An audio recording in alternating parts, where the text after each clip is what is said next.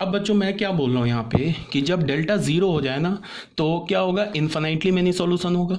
ठीक है, उस इन्फिनाइटली मैनी सॉल्यूशन में ट्रिवियल भी होगा और नॉन ट्रिवियल भी होगा। आ रही बात समझ में? अब मैं बता रहा हूँ कि वो इन्फिनाइटली मैनी सॉल्यूशन मतलब कैसे, किन किन पॉसिबल वेज में आ सकते हैं, वो मैं यहाँ पे समझाने की कोशिश कर रहा हूँ। अगर ये समझ में नहीं आए तो कोई बात नहीं है, इसको बिना समझे भी तुम क्वेश्चन हर बार सॉल्व कर लोगे। बट याद तुम्हें क्या रखना है कि होमोजीनियस सिस्टम ऑफ इक्वेशन कभी भी इनकंसिस्टेंट नहीं होता है। अगर delta not equals to zero है तो फिर क्या होगा, unique and trivial solution, and if delta is equals to zero then trivial and plus non trivial solution. Trivial और नॉन ट्रिवियल सॉल्यूशन मिला के हम क्या बोलेंगे, इन्फिनाइटली मैनी सॉल्यूशन। अब क्या हो रहा होगा, जब डेल्टा हमारा जीरो के इक्वल है तो क्या हो रहा होगा कि तीनों प्लेन कॉन्साइड कर रहा होगा। ठीक है, अब अगर तीनों प्लेन कॉन्साइड कर जाओ तो वो तो कहीं पे भी कर सकता है, ऐसा जरूरी नहीं कि ओरिजिन पे ही कॉन्साइड कर जाए। ये भी ऐसा हो सकता है कि तीन प्लेन कॉन्साइड कर जाए और वो ओरिजिन से पास ही ना करे। ठीक है, तो उस केस में क्या होगा कि ओरिजिन तो तीनों प्लेन्स के इक्वेशन को सेटिस्फाई नहीं करेगा, बट यहाँ पे तीनों प्लेन कॉन्साइड करेगा और ओरिजिन से ही पास करेगा। क्यों? Because x is equal to zero, y is equal to zero, z is equal to zero. Homogeneous system of equation का एक आंसर तो होता ही होता है। तो पहला केस क्या हो रहा होगा कि all the three planes are coincident and origin lie on the three planes. तो अगर ऐसा हो रहा होगा तो फिर delta, delta one, delta two, ये तो ऑलरेडी जीरो है यार। Delta one, delta two, delta three तो ऑलरेडी जीरो है, तो डेल्टा भी जीरो हो जाएगा। इस केस में क्या होगा कि तीनों प्लेन कॉन्साइड करेगा और उस पर ओरिजिन लाई करेगा। इस केस में क्या होगा, all the three planes are coincident and origin lies on the three planes.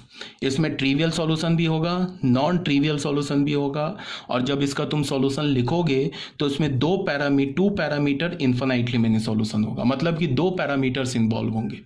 अब तुम कैसे लिखोगे two parameter infinitely many solution को, वो ऑलरेडी मैंने डिस्कस कर रखा है, बट एक बार फिर से बता रहा हूँ। तीनों प्लेन्स के कॉन्साइड करने का क्या मतलब है कि वो तीन प्लेन्स नहीं दे रखे हैं, वो एक ही प्लेन दे रखा है, तभी तो तीनों प्लेन कॉन्साइड कर गया। अगर दो प्लेन कॉन्साइड कर रखा है, इसका क्या मतलब है कि वो दो प्लेन नहीं है, वो एक प्लेन है।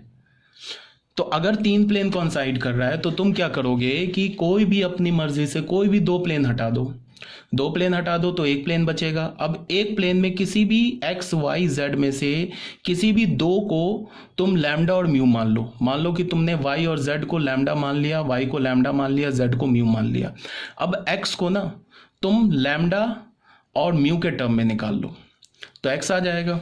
मान लो कि ये तीनों प्लेन कॉन्साइड कर रहे हैं, ये तीनों प्लेन कॉन्साइड कर रहा है, तो मैंने फर्स्ट को भी हटा दिया, सेकंड को भी हटा दिया। अब ने हमने सिर्फ सेकंड को भी हटा दिया, थर्ड को भी हटा दिया। अब फर्स्ट प्लेन पर आ गए, इसमें हमने वाई को क्या बोल दिया, लैम्डा बोल दिया, एंड जेड को क्या बोल दिया, म्यू बोल दिया। अब एक्स हमने निकाल लिया, एक्स हमने क्या निकाला, minus b1 lambda plus c1 mu upon a1। अब सॉल्यूशन कैसे लिखेंगे, वो ऐसे लिखेंगे, minus b1 lambda plus c1 mu upon a1। y क्या हमारा लैम्डा, z क्या हमारा म्यू, और यहाँ पे क्या बोलेंगे, where lambda and mu belongs to R, lambda mu belongs to R. तो ये हमारा इन्फिनाइटली मैनी सॉल्यूशन हो गया टू पैरामीटर वाला। आ रही मेरी बात समझ में? अब जोड़ी नहीं है कि तुमने y को लैम्डा बोलो, z को म्यू बोलो, तुम x और y को लैम्डा म्यू बोल लो और z को तुम लैम्डा म्यू के टर्म्स में निकाल लो। सारे सॉल्यूशन देखने में डिफरेंट होंगे बट उससे x, y और z की जो वैल्यू आएगी ना वो सेम वैल्यू आएगी। ठीक है, ये ऑलरेडी मैंने डिस्कस कर रखा है। तो पहला मैंने क्या बोला, b is equal to zero, तो स्टार्ट से ही मैंने बोल दिया कि b हमारा जीरो है। उस केस की बात कर रहे हैं अभी जो हम पढ़ रहे हैं, उसमें हमने पहले में क्या बोला कि अगर डेल्टा जीरो है, delta not equals to zero है तो unique and trivial solution. Second में क्या बोला कि अगर डेल्टा इक्वल्स टू जीरो है तो इन्फिनाइटली मैनी सॉल्यूशन होगा, उस इन्फिनाइटली मैनी सॉल्यूशन में ट्रिवियल सॉल्यूशन भी होगा, नॉन ट्रिवियल सॉल्यूशन भी होगा। अब वो इन्फिनाइटली मैनी सॉल्यूशन कितने डिफरेंट टाइप से आ सकते हैं उसके टाइप्स को मैं बता रहा हूँ। तो पहला टाइप मैंने क्या बोला कि तीनों प्लेन्स कॉन्साइड कर रहा है। अब दूसरा टाइप क्या बोला कि तीनों प्लेन्स जो है ना कोएक्सियल प्लेन्स है। ठीक है, अब अगर तीनों प्लेन्स कोएक्सियल प्लेन्स है तो उसका क्या मतलब हुआ, इसका ये मतलब हुआ कि तीनों प्लेन्स एक लाइन से पास करेंगे। ठीक है, और जिस लाइन से वो तीनों प्लेन्स पास कर रहे हैं उसी लाइन पर ओरिजिन है। और क्यों ओरिजिन को मैं बार बार बोल रहा हूं, बिकॉज 0 0 0 तो सेटिस्फाई करना ही करना है। चाहे डेल्टा ज़ीरो हो चाहे डेल्टा ज़ीरो ना हो, x0 y0 z0 तो एक आंसर आएगा ही आएगा।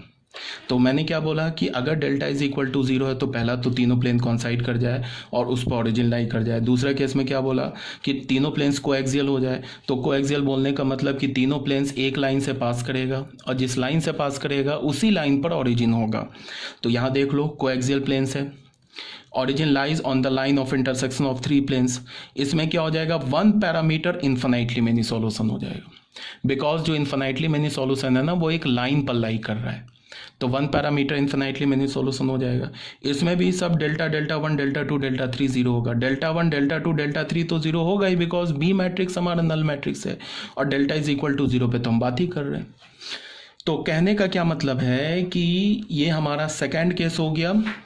मतलब इस टाइप से भी इक्वेशन हो सकते हैं, ठीक है, इन्फिनाइटली मेनी सॉल्यूशन के लिए। और अब अगर मैं बोलूं कि इस इन्फिनाइटली मेनी सॉल्यूशन को तुम लिखोगे कैसे, तो ये फिर से मैंने डिस्कस कर रखा है already. Single parameter infinitely many solution को कैसे लिखते हैं, एक बार चलो फिर से डिस्कस कर रहा हूँ। हो क्या रहा है कि तीनों प्लेन एक लाइन से पास कर रहा है ना, तीनों प्लेन एक लाइन से पास, तभी तो कोएक्सियल प्लेन है। तो इस केस में क्या होगा कि जो हमारा इन्फिनाइटली मेनी सॉल्यूशन होगा वो एक लाइन पर लाई करेगा। अब क्या हो रहा होगा, अगर तुम्हें इन्फिनाइटली मेनी सॉल्यूशन को लिखना है तो तुम अपने मर्जी से तीन प्लेन में से कोई भी दो प्लेन को, एक प्लेन को हटा दो, दो नहीं एक प्लेन को हटा दो। अब उस दो प्लेन्स में से, तीन प्लेन्स में से एक प्लेन हटा दिया।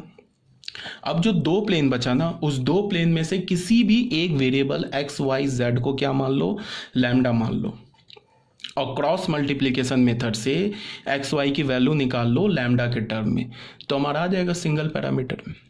बिकॉज तुम कोई भी एक प्लेन हटाओगे, बिकॉज तुम चाहे प्लेन वन और प्लेन टू को सॉल्व करो, उसका जो लाइन ऑफ इंटरसेक्शन होगा वही सेम लाइन ऑफ इंटरसेक्शन तो प्लेन P1 और P3 के साथ होगा। P1 और P2 का लाइन ऑफ इंटरसेक्शन और P1 और P3 का लाइन ऑफ इंटरसेक्शन और P2 और P3 का लाइन ऑफ इंटरसेक्शन ये तो सेम ही होगा ना, बिकॉज तीनों प्लेन एक लाइन से पास कर रहा है। तो हमने क्या किया, अपनी मर्जी से किसी भी एक प्लेन को हटा दिया, दो प्लेन बच गया, दो प्लेन में से एक्स वाई जेड में से किसी भी एक वेरिएबल को लैम्डा मान लिया और एक्स और वाई का वैल्यू क्रॉस मल्टीप्लिकेशन से हमने एक्स और वाई का वैल्यू किसके टर्म में निकाल लिया, लैम्डा के टर्म में निकाल लिया। ठीक है, आई थिंक ये भी क्लियर है यहाँ तक। तो सेकेंड कुछ ऐसा हो रहा होगा। और थर्ड देखो बच्चों कैसा हो रहा होगा। थर्ड में क्या हो रहा होगा, any two planes out of the three planes are coincident and the third plane is non-parallel to the coincident planes and origin lies on the line of intersection of the three planes। मतलब क्या हो रहा होगा, तीन plane में से ना बच्चों दो प्लेन ऐसे कॉन्साइड करिए, ठीक है, और तीसरा प्लेन उसको ऐसे कट कर रहा है, तो कट करेगा तो लाइन पे कट करेगा, जिस लाइन पर कट कर रहे हैं ना उसी लाइन पर ओरिजिन लाई करेगा। इस लाइन पर कट कर रहा है इस लाइन पर, तो इसी लाइन पर यहाँ पे ओरिजिन होगा। दो प्लेन कॉन्साइड कर गया तीन में से कोई भी दो, और तीसरा प्लेन उसको कट किया, जिस लाइन पर कट किया वहाँ पे ओरिजिन है। ओरिजिन क्यों होना है, बिकॉज x0 y0 z0 तो हमेशा सॉल्यूशन होगा।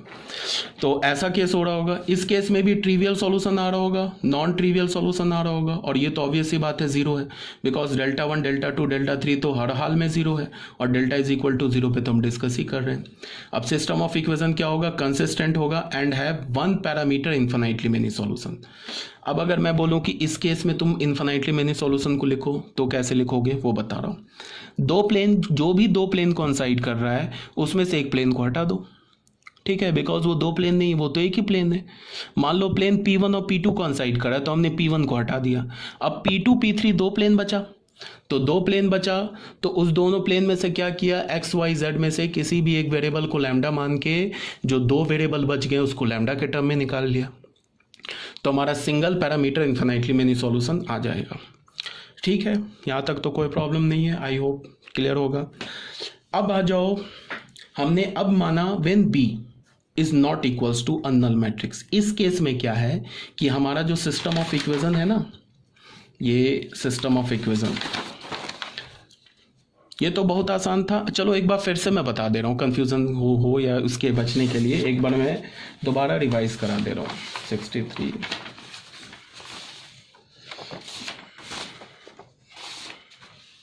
एक बार फिर से देखो, ये हमारा सिस्टम ऑफ इक्वेशन है, ठीक है। इसको हमने इस फॉर्म में लिख लिया, x is equal to B में कुछ टर्मिनोलॉजी बताया, कंसिस्टेंट में यूनिक और इन्फिनिटली मेनी सॉल्यूशन, इनकंसिस्टेंट में नो सॉल्यूशन। उसके बाद मैंने क्या बोला, होमोजीनियस अगर होगा तो B एक नल मैट्रिक्स होगा, D1 D2 D3 0 हो जाएगा। तो यहाँ पे ये होमोजीनियस सिस्टम ऑफ इक्वेशन हो गया। ये मैंने क्या बोला कि हमेशा कंसिस्टेंट होगा, कभी भी इनकंसिस्टेंट नहीं होगा। या तो इसमें एक ट्रिवियल सॉल्यूशन होगा, यूनिक सॉल्यूशन होगा, और यूनिक सॉल्यूशन में क्या होगा, ट्रिवियल सॉल्यूशन होगा।